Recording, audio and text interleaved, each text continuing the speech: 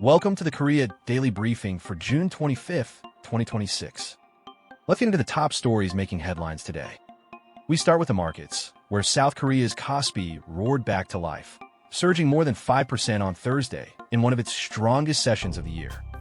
The rally was powered by chip giant SK Hynix, which jumped over 12% to a record high after unveiling plans to raise as much as $29.4 billion in a blockbuster Nasdaq listing. Sentiment was also lifted by strong earnings from U.S. memory maker Micron, with Samsung Electronics climbing about 5% as confidence in AI chip demand came flooding back after this week's brutal sell-off. Turning to the World Cup, where there was heartbreak for the national team in Monterrey. South Korea fell 1-0 to South Africa in their final Group A match, with Thapelo Masiko scoring the decisive goal in the 63rd minute.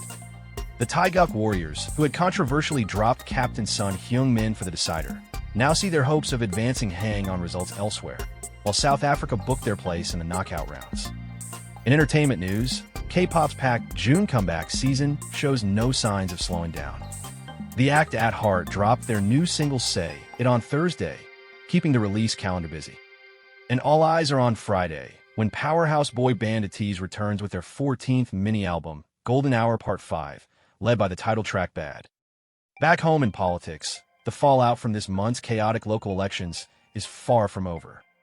South Korea's rival parties have launched separate task forces to overhaul the National Election Commission after a severe ballot shortage left 91 voting districts running out of ballots on Election Day.